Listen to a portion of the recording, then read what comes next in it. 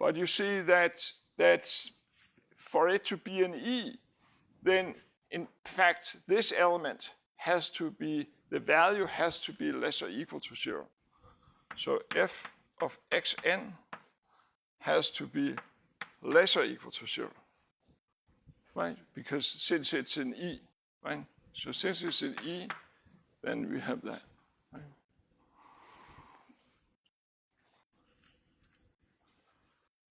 But now, of course, the xn's, they converge. This, it's bigger than this, but they are less than, right, the soup of all such guys, right? So this means that the xn, so the xn converge to x0. And so this means that f of xn converges to f of x0. Right? Now, this means that this here is so, and these here are all non-negative numbers. This means that this number here must be non-negative, right? If it's actually 0, then that's what we wanted, right? So we're done.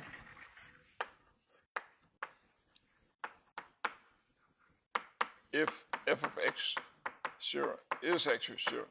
So we will assume that f of x0 is then strictly less than 0, right? But if the value here is strictly less than 0, if the value is strictly, if this here is the case, then there exists, then if you take, so here you have 0, here you have f of x0. You can then take a little interval around it. And now, take epsilon bigger than 0, so that such that if such that this thing here, so that f of x0 plus epsilon, this is still negative, right? So now I'm looking at, so I'm going to look at, so here I have f of x0. This is actually negative. And I'm taking an interval around it. So this is like an interval. Here we have f of x0 plus epsilon. And here we have f of x0 minus epsilon. Right? So I'm looking at this little interval here around f of x0. And here I have x0. But now I know that there is, because the function is continuous, I know that there exists an interval. So there exists some delta. There exists delta bigger than 0. So that if I'm in this little interval, this is the interval from x0 minus delta, x0 plus delta. If I'm looking at this little interval, then anything here is taken into this thing here, right? So I have, in other words, I have that if x minus x0 is less than delta, then f of x minus f of x0 is less than epsilon. But everything that is in this interval here is still strictly negative. So this means that, in fact, I have that f of x is actually, in particular, this implies that such a f of x is actually negative, right? And so now you see that so now I want to get a contradiction, because I know, so I have now I have this picture here.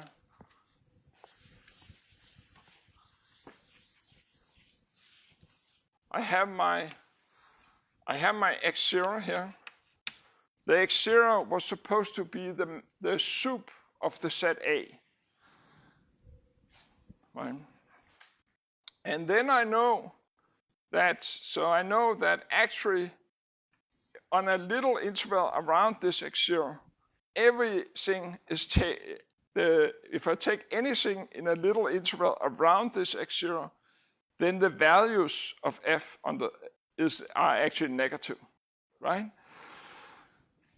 But you see that this x0 was limits or points where everything to the left was non-positive.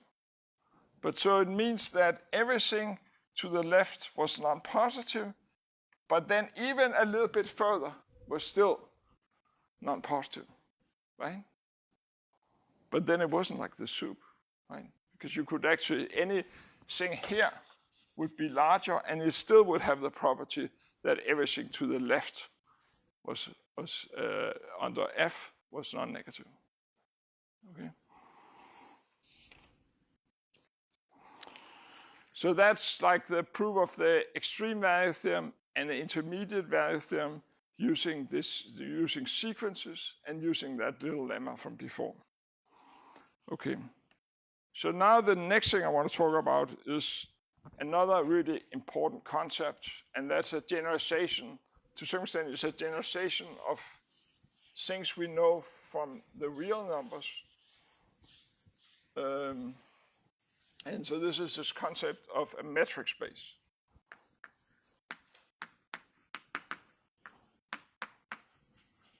And so let me just give you a definition, and then I'll give you a bunch of examples.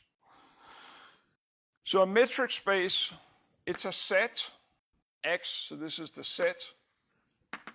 And then it's a map for each pair of points. So let me explain what I mean by this. So whenever you have X in X and another element in this space, then when you have any such pair, then dx comma y, this gives you a real number. Okay. And so this here is what you usually call the distance between x and y. Okay, that's the distance between x and y. Now, what properties should this have? It's not just any map from this space across itself into R. It has three properties. The first is that the distance between pair points. I mean, and then there are generalization of this, right? But anyway, so I'll talk about it. That's generalization. Like if you're working with like generativity, then you would actually not quite work with this definition. You work with some generalization of this. But so what properties should this distance have? It should have three properties. The first is that for any x and y, the distance between any 2 points should always give you a non-negative number. Right? So this here should be non-negative. And if the distance between 2 points is 0, then those 2 points should be the same. So in fact, the distance here is equal to 0 if and only if x is equal to y. Okay? So that's the first property. And the second property is, so just that distances are non-negative, if you will. The second property is that if you look at what is the distance from x to y, the distance from x to y should be the same as the distance from y to x. So this is this, and this is sometimes referred to that is symmetric. It doesn't matter whether you begin at x and go to y, or you begin at y and go to x. And then the third thing, which is kind of like the non-trivial part of it, and the thing that makes it really useful, which is called the triangle inequality, that if you have 3 points, x, y, and z, in this space, and you're looking at the distance from x to c. So if you imagine that you have 3 points, x, y, and then you have another point c. Sorry, no, it's not how it. So x, you have 3 points, x, y, and c. But you think about that you're looking at the distance from x to c. Well, instead of going kind of directly from x to c, if you went over y, then this distance here should be longer than if you went directly. So this thing here should be less or equal to the distance from x to y plus the distance from y to c. And this here is like the non-trivial part of it. And this is called the triangle inequality.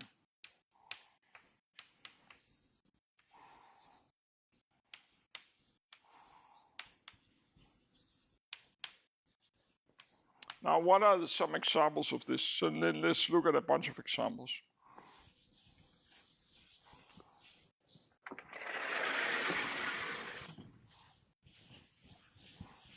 The first example is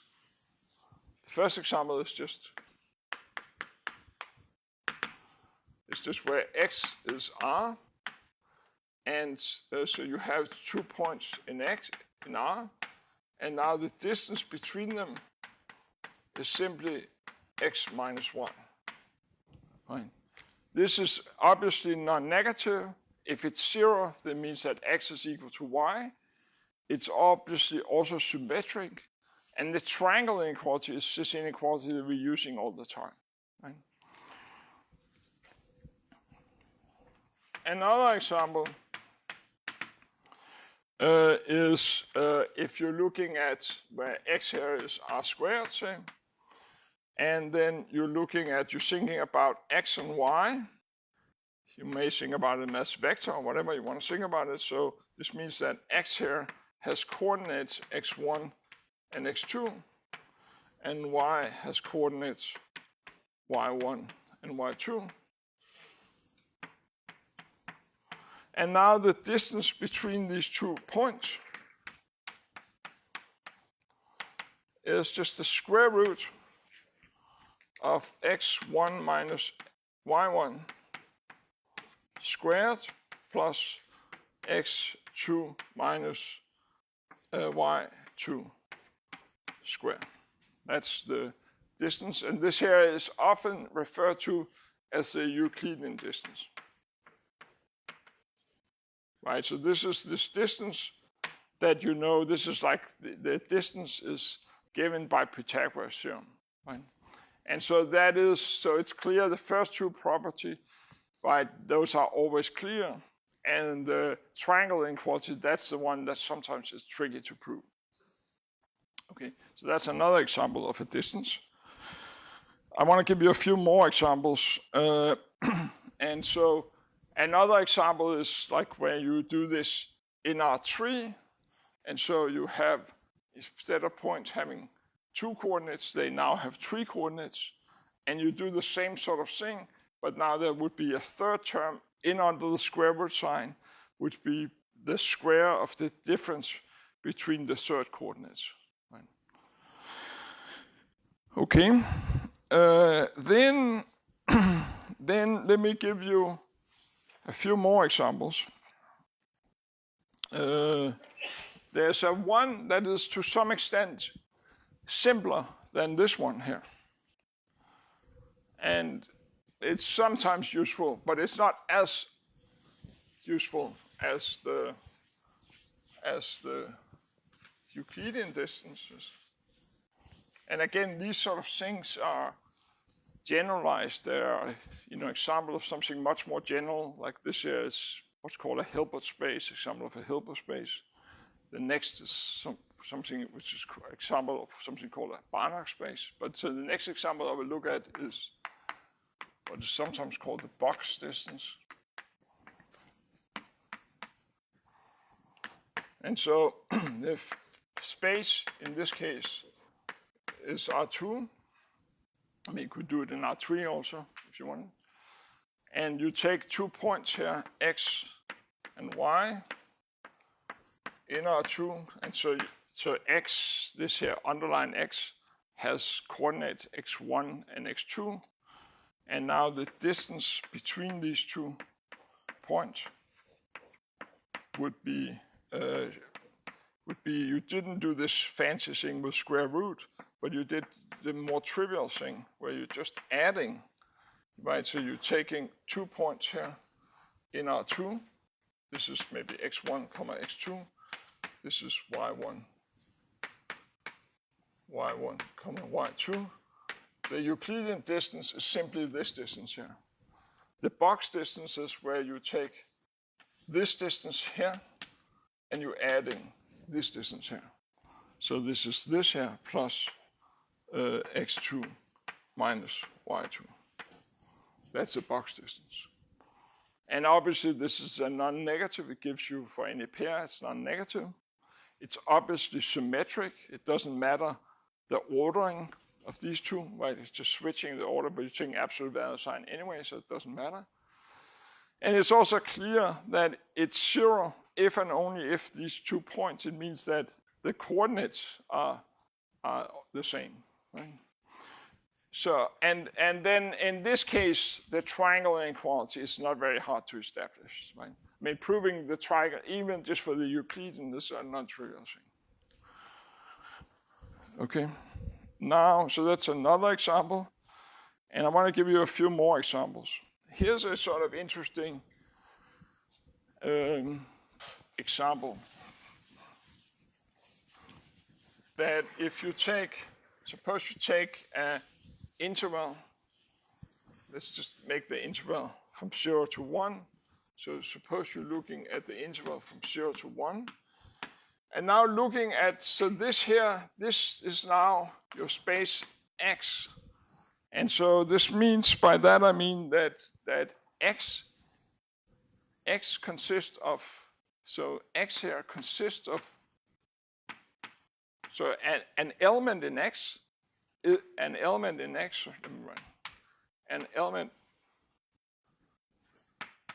X is a continuous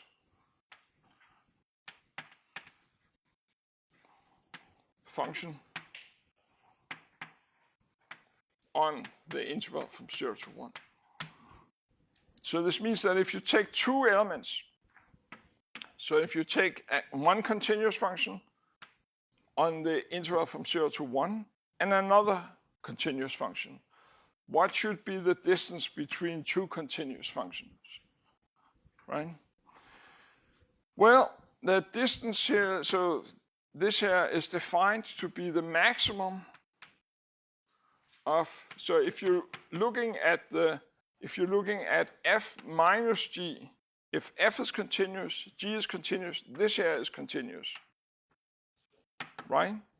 So this means that, and now this is a continuous function defined on this interval. So the extreme value theorem say that the maximum so this here is continuous, and in fact, even this here is continuous. So the maximum of this here is achieved. So this is the maximum where x is in 0 to 1. So this is achieved, fine. And this is clearly, again, symmetric because of the absolute value sign is clearly symmetric in terms of f and g. It's also clear that it's non-negative, and it's also clear that it's 0 if and only if the two functions are the same. And in this case, it's quite easy to prove that that this is a metric. Okay, so maybe I'll just leave that.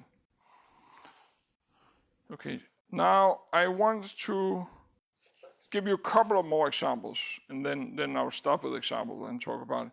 I want to give you a couple of more examples, and the two next examples are, one is and the reason why I want to give you two other examples is that just so you know a lot of things about distances already, and this gives you excellent intuition to proving many things. But you should just keep in mind that a metric space could be very wild, okay? So I'll give you an example of some strange and directly wild metric spaces. So the first one is kind of a strange, and then I'll give you another example which is wild. So the strange one, so a strange example. And so this is like if you're looking at the integers. So the space is now the integers. And so you want to look at what is the distance between two integers, right? Now, of course, your sort of intuition would say that if one integer is really large and the other one is not very large, you would think that the distance was large, right? But it doesn't have to be large. So I define this distance to be 1 over n minus 1 over m. This here gives you, so the absolute value of the difference of 1 over each of them. This here gives you a distance. And in particular, you see that if both n and m are really large, then they are, in this metric, they're very close together. Right? It looks like that the distance is very small. Now, instead of actually proving that this thing here is, so you could try to prove, so I mean, as usual, to prove that this is a metric, the first and second property, the property that is non-negative, that's obvious. It's also obvious that it's 0 if and only if n and m are the same. It's also obvious that it's symmetric, right? The triangle equality might be not quite as obvious. It's not very hard in this case, but it actually is a triviality because you could think about this one here as a map. Suppose you take a map from the integers into the real numbers. And the map is just that you take the image of an integer, it's just 1 over it. If you think about the usual distance over here, right? And so the usual distance, by that I mean that the distance between x and y is just this, right? If you think about this, but now thinking about that things here, so you think about the usual distance, but you now restrict it to everything, not just all real numbers, but just things that are 1 over integers, right? On that space, it gives you a metric, okay? But then you can just think about that this gives you another way of labeling things. And so it's kind of a triviality that it is a metric space, but distances looks a little counterintuitive because, right, if you have two very large numbers, then actually the distance between them is small, even though those two large numbers could be very far apart. Okay, so the other thing, the last example I want to give you, that's a kind of example of a wild metric. And so this is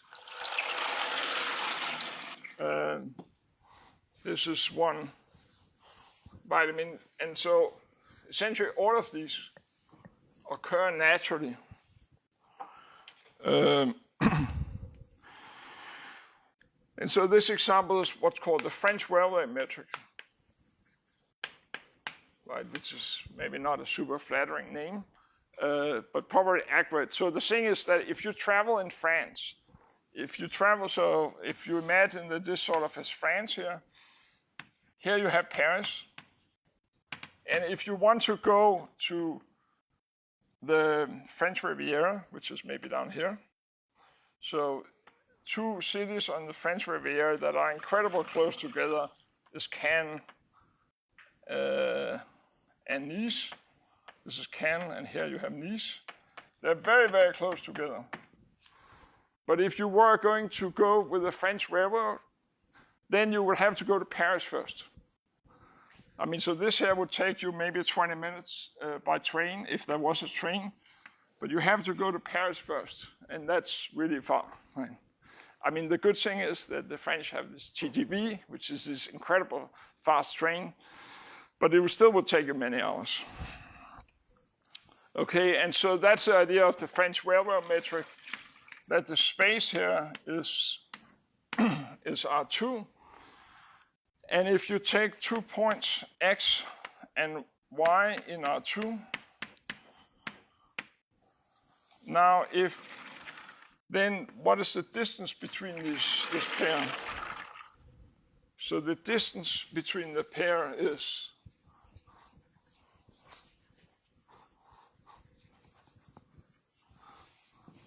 the distance here is distance between X and Y is if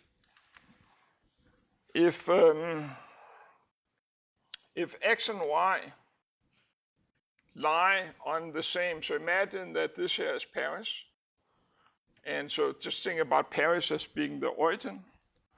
So if X and Y lie on the same line, so lying on the same line just means that X here is equal to some constant, right? If this here is Y, then X is like a constant times Y, or you could have, I mean, if one of them was 0, then you could have that Y is equal to a constant times X. So this just means that these X and Y lie on the same line. Okay, so if they lie on the same line, so if X here is equal to C times Y, or Y is equal to C times X for some real number,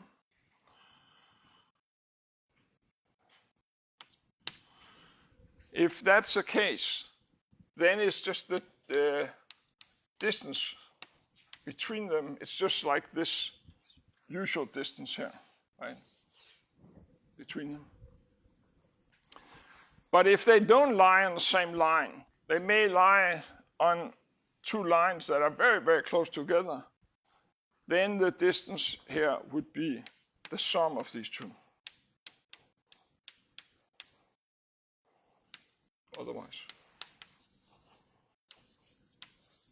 Okay, so that's the French railroad metric. But it didn't have some sort of strange properties, somewhat counterintuitive properties. The next thing I want to talk about is convergence in a metric space. So a lot of the things we've done generalizes to general metric spaces. So first, let's talk about what is a sequence in a metric space.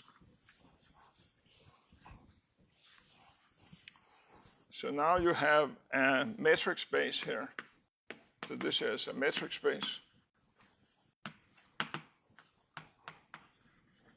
And a sequence xn is a sequence. So if you have maybe I should say it like before, that if you take a map from the integers into x, this is a sequence.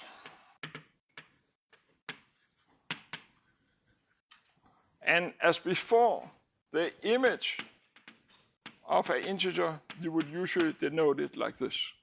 Right? So this is the same definition that we use for the real. So this is a sequence. A subsequence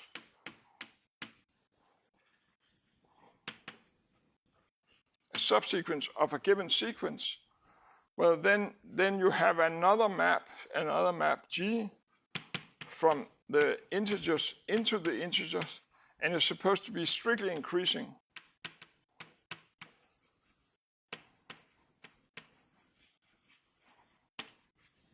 And then you're looking at f of g of n, and you think about this, you will typically write it like this, f of g of k, say, and you would typically write this as nk. Right? This here is a subsequence. Right? Right? So it's just exactly like the way we define it for the real numbers. Okay. Now,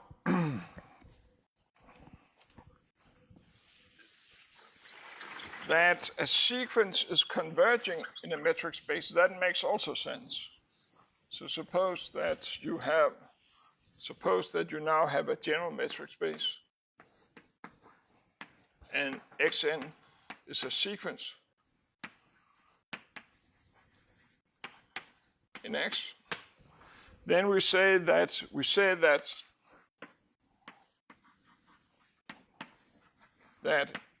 Xn converges to X.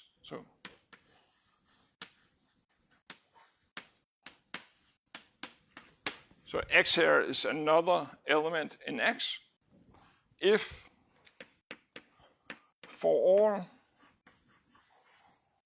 epsilon greater than 0, there exists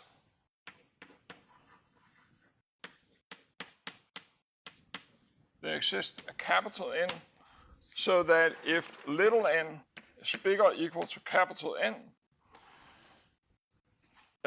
then the distance between Xn and X is smaller than epsilon. This is what it means to converge. Right?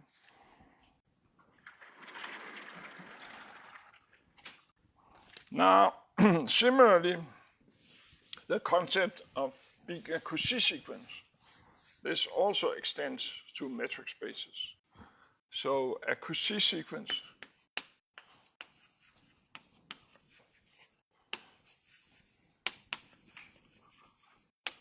in a metric space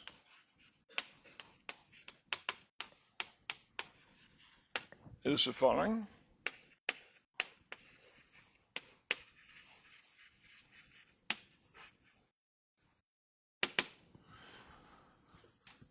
So it's a sequence, so a Cauchy sequence, let's call it Xn. It's the following, that for all epsilon greater than 0, there exists capital N such that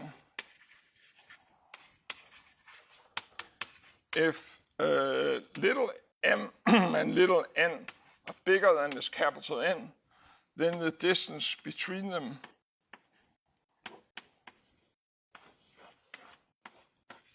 is smaller than epsilon. This is what it means to be a Cauchy sequence. Okay. Now we have a theorem that is like the same theorem. The proof is like the same proof, but we'll just go over it. So we have a theorem that say that if you have so this theorem is the following.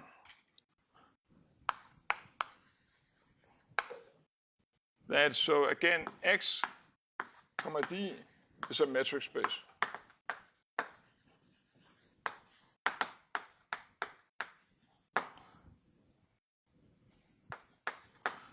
And if Xn is a convergent sequence,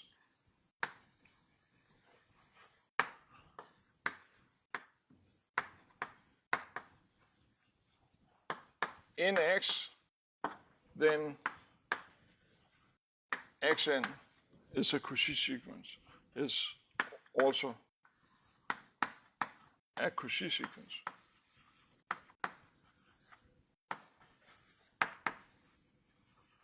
Okay. Now, how do we prove this? So the proof really is kind of the same as we did before. So prove. So we have that Xn converge. Let's say that the limit is X. So this means that given epsilon greater than 0, there exists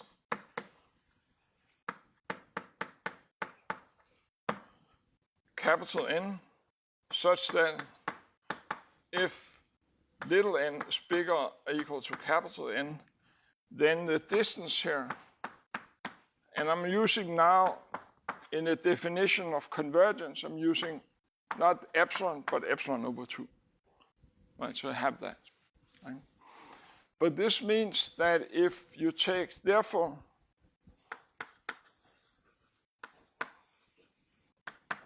if little m and little m, if they're both bigger than capital N, and you're now looking at the distance from xm to xn, well, by the triangle inequality, this thing here, it's worse, or it's certainly not better if you go over this other point.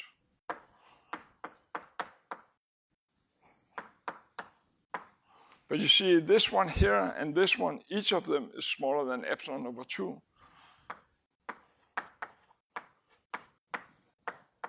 So this thing here is, so the difference here is bounded by epsilon, as it should be.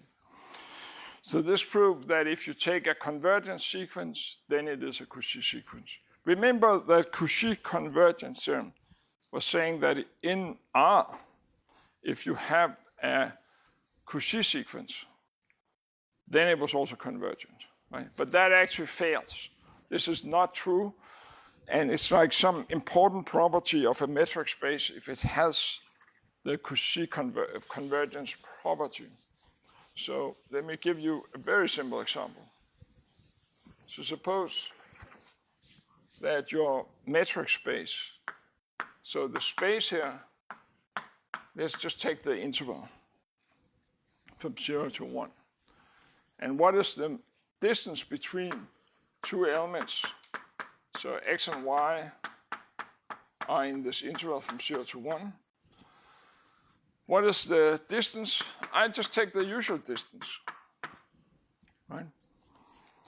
But now, if I'm looking at this sequence here, xn, which is 1 over n, right? This thing here is a Cauchy sequence.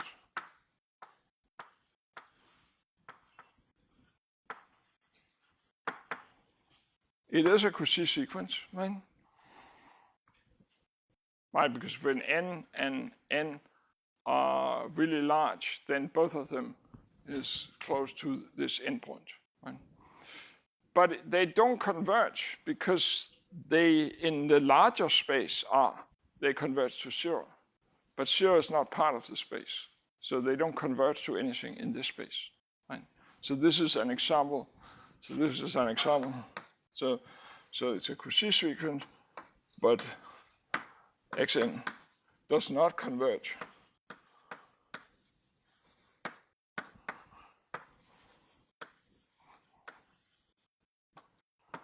In x, 0.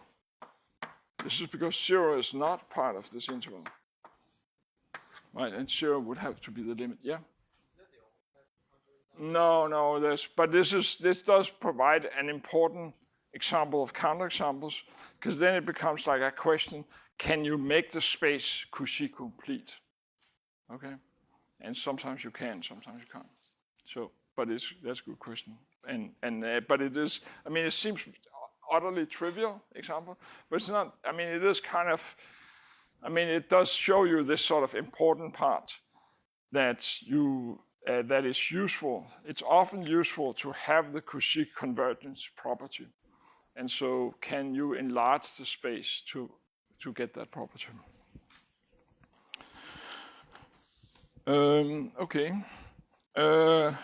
Let's talk about what it means for a function to be continuous also. So, now I want to think about, I want to think about continuity for general metric spaces.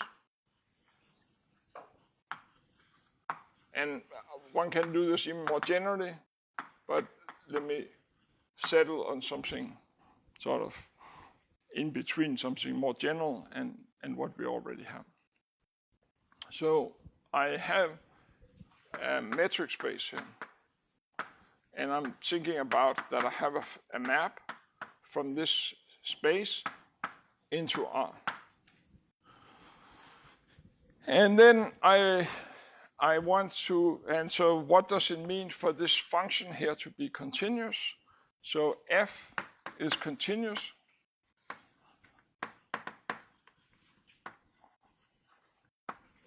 at some point x0 in this space if for all epsilon greater than 0 there exists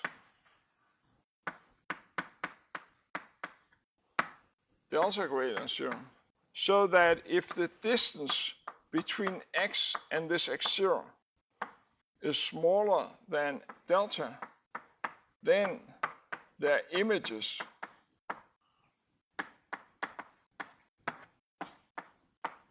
is epsilon close together. Okay, so you see this is kind of like, this is like a kind of obvious generalization of how we define continuity at a point for when x was part of R. And so, of course, the function is, so this is continuous in a point, and so f is said to be continuous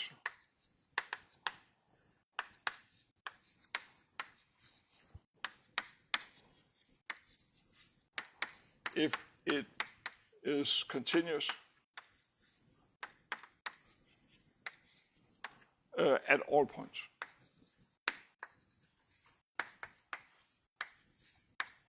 Okay, so this is what it means for a function to be continuous.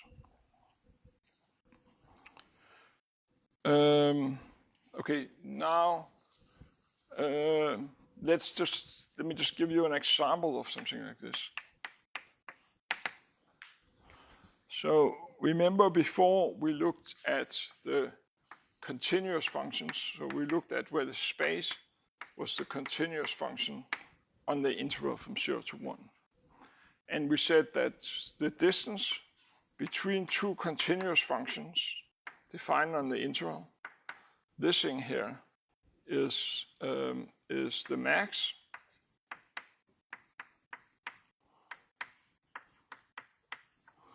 of the differences here, like that. And that's quite easy to see, but it's a good exercise to do. It's quite easy to see that this is a metric. Now, so this is a metric space. So now I can think about, so now here's an example of a function. This is a function that is like evaluating. So now, right, so you see this getting a little bit abstract because now I'm thinking about a function on, so I'm now looking at the function, so from x into R, but in this case, x here is a space of continuous function on the interval. Okay. So what should be my function is now supposed to be defined on a continuous function, right? And I just take it to be equal to the value of this continuous function at the initial point in the interval. Okay. And I claim that this function here, so the claim is that this capital F is continuous.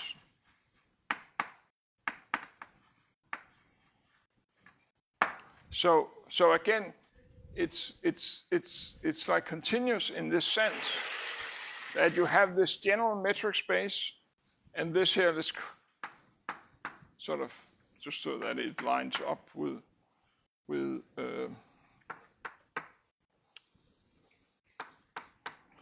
example.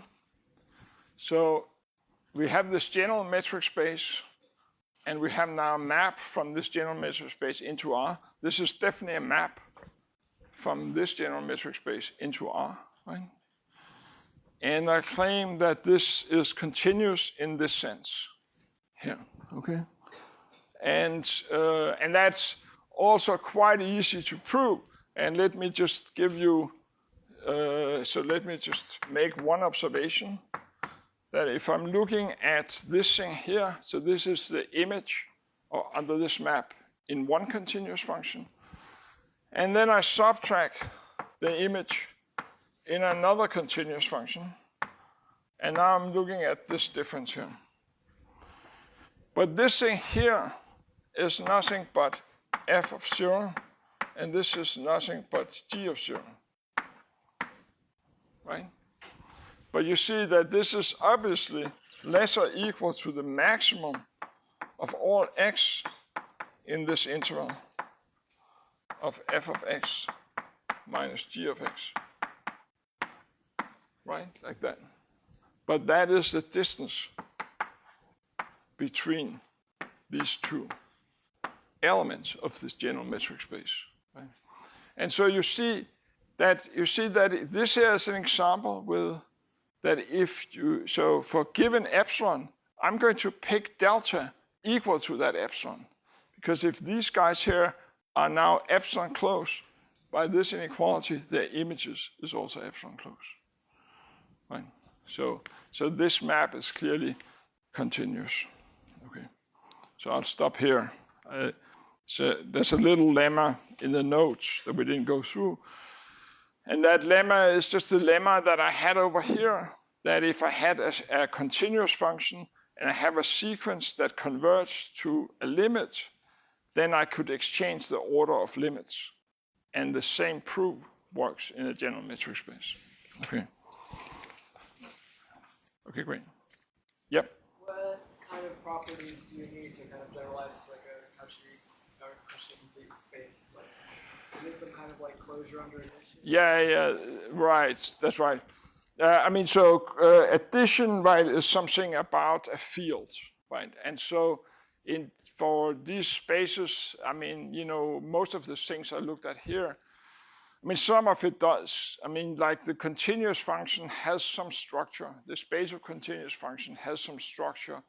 It's not exactly a field, but it has some of those properties, some of these algebra. It's like an important example of something called a C-star algebra. So it has this algebraic structure. But it's not the algebraic structure you need in order to be completeness, right? It's not that. And it's like, but it, and yeah, I think it sort of takes us a little bit far afield, but it's the same. You see this sort of property also in you see it. So these are like metric spaces, extremely useful. You see it all over the place. I mean, like one of many places where you see it is also in general relativity. And in general relativity, the space you're looking at are typically not complete.